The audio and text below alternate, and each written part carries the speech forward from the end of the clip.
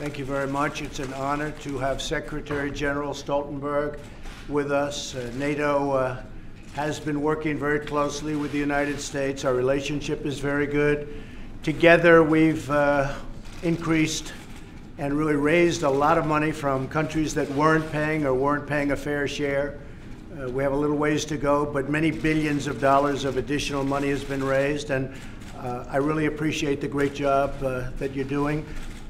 As most people know, you've been extended for a long period of time, and that was very much at, I think, with my leadership. And really, the fact is, we pushed it very hard because this gentleman does a tremendous job at NATO, and I appreciate it. Thank you. Thank you so much. Thank you very much.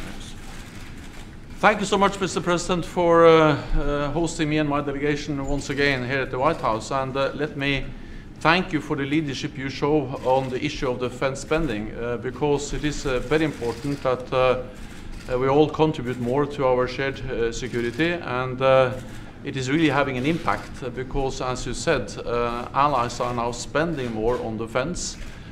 All allies are increasing their defense budgets, and do you give me credit for that? You have helped to do that because your leadership has been important, and it has had a real impact.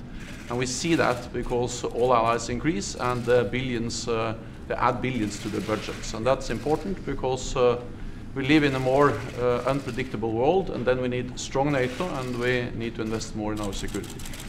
Well, thank you very much for being here. It's an honor. Thank you. Mr. President,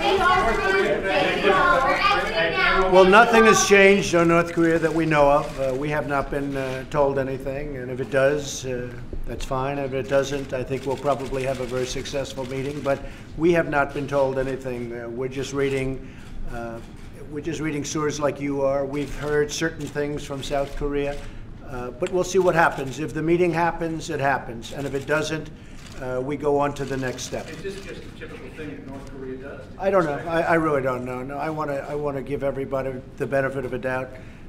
I think that I can only say our people are literally dealing with them right now in terms of making arrangements for the meeting. So that's a lot different than what you read, but oftentimes what you read, if it's not fake news, is true. So we'll see what happens. We are dealing with them now. We may have the meeting, we may not have the meeting. If we don't have it, that will be very interesting. We'll see what happens. The border is still quite strong. I think things changed a little bit when they met with China.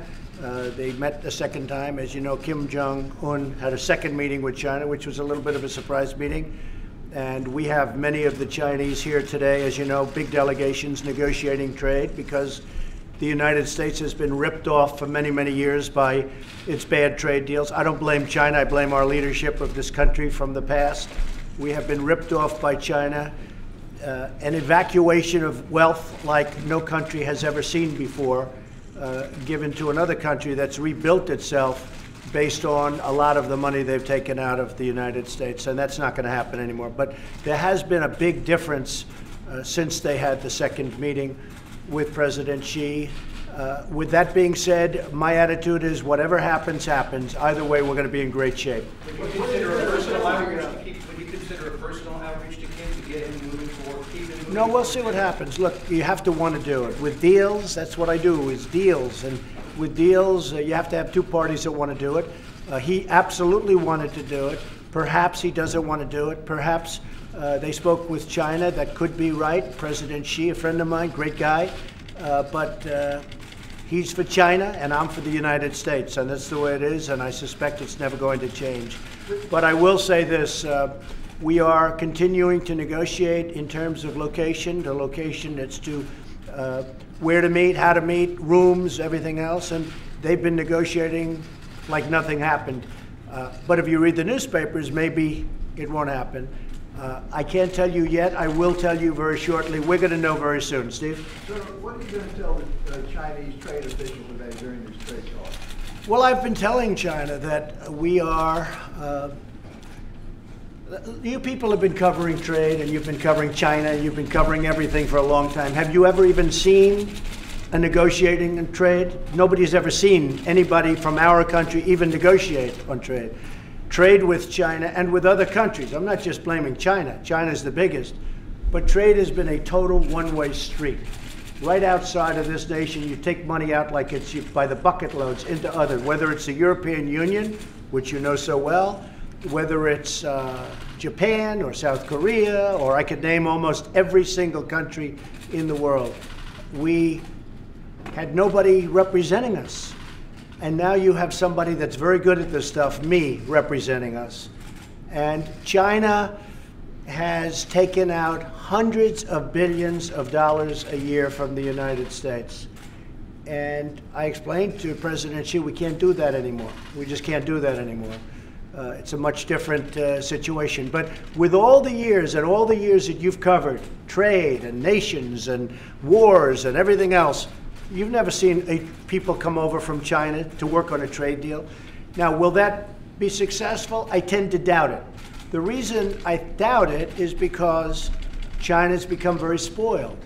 The European Union has become very spoiled. Other countries have become very spoiled because they always got 100% of whatever they wanted from the United States. But we can't allow that to happen anymore. We're an incredible country. We have incredible potential. The potential we have is incredible. But we lost $800 billion on trade last year, if you add it all up, of which China was around the $500 billion mark. So we lost $800 billion. Can you believe that? Is that an amazing thing to even think about? We lost $800 billion on trade. We're not going to be doing that any longer. Just to follow up, sir, what's happening with ZTE? Are you going to lift the ban? ZTE was a company that I spoke to with President Xi. He asked me if I'd take a look at that because it was very harmful to them in terms of their jobs and probably other things, and I certainly said I would. He asked me to do it, and I would do that. I would certainly add a great respect. I like him. He likes me. We have a great relationship. He asked me if I'd look at ZTE. Don't forget, it was my administration, with my full knowledge, that put very, very strong clamps on ZTE. It wasn't anybody else. It wasn't President Obama. It wasn't President Bush. It was me. I put very strong clamps on ZTE. They did very bad things to our country. They did very bad things to our economy. The one thing I will say, they also buy a large portion of their parts for the phones that they make, and they're the fourth largest company in terms of that industry. They buy those parts from the United States. That's a lot of business. So we have a lot of companies that won't be selling those parts. But the president of China, President Xi, asked me to look at it. I said I would look at it. But anything we do with ZTE is always, it's just a small component of the overall deal. I can only tell you this, we're going to come out fine with China. Hopefully China's going to be happy. I think we will be happy. And as the expression goes, when you're losing $500 billion a year on trade, you can't lose the trade war. You've already lost it. We've had horrible representatives in this country that have allowed other countries to get away with murder. And those days are gone. Those days are over.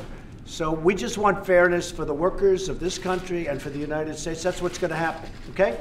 I'll let you know about, as time goes by, we'll let you know. As of this moment, everything we know, I mean, North Korea is actually talking to us about times and everything else, as though nothing happened.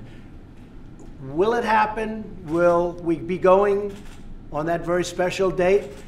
And can some great things happen? You know, we're going to be looking at it very soon. Yes? You seem to get annoyed by a comment that Ambassador Bolton made about the Libyan model of nuclearization. Well, the Libyan model isn't a model that we have at all when we're thinking of North Korea. In Libya, we decimated that country. That country was decimated. There was no deal to keep Gaddafi. The Libyan model that was mentioned was a much different deal. This would be with Kim Jong-un, something where he'd be there, he'd be in his country, he'd be running his country. His country would be very rich. His people are tremendously industrious. If you look at South Korea, this would be really a South Korean model in terms of their industry, in terms of what they do. They're hardworking, incredible people. But the Libyan model was a much different model. We decimated that country. We never said to Gaddafi, oh, we're going to give you protection. We're going to give you military strength. We're going to give you all of these things. We went in and decimated him. And we did the same thing with Iraq. Now, whether or not we should have, I could tell you I was against it from the beginning, because look what we have right now. We've spent $7 trillion. Can you believe that? $7 trillion in the Middle East. Right out the window. You might as well throw the money right out the window. And we've done a lot of infrastructure. We just had airports approved. You saw that. A lot of things are happening.